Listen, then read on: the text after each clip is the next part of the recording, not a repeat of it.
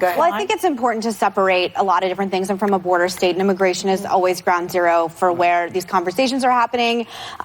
President Obama's DHS Secretary Jay Johnson said, we are truly in a crisis. There were 4,000 apprehensions in a single day. I know that 1,000 overwhelms the system, and I can't even begin to imagine what the 4,000 a day looks like. Last month alone, we had 100,000 migrants that were apprehended at the southwestern border. That's the highest number in over a decade. So there is a crisis at the border. How to deal with it is where the conversation goes one way or the other. He ran meat and potatoes on the economy and immigration. As you said, he has not fulfilled some of these promises that he has made. What I think is interesting is Lou Dobbs said 2 weeks ago that he wanted Kirstjen Nielsen to be fired. He said Kirstjen Nielsen is flailing and her department appears utterly paralyzed under ineffectual leadership. So the question, too, is if people like Lou Dobbs and Laura Ingraham are dictating policy and who has a job in the White House and who doesn't, at this point, why don't you just make Lou Dobbs the person in charge of this, since this is the person it seems that you are listening to when it comes to this. That being said, just one more thing.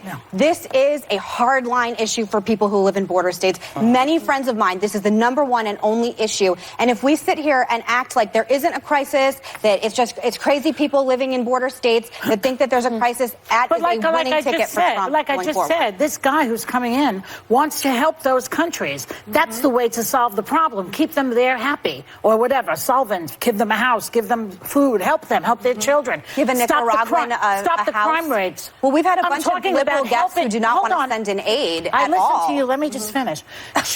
Yeah, part of your job is to listen to me. Okay, so here's the deal. Here's what's not going to happen today. We're not going to do this. Everybody gets a conversation piece. Everybody gets to say their piece, and we don't need to comment if we don't like what we're hearing. Just let folks talk.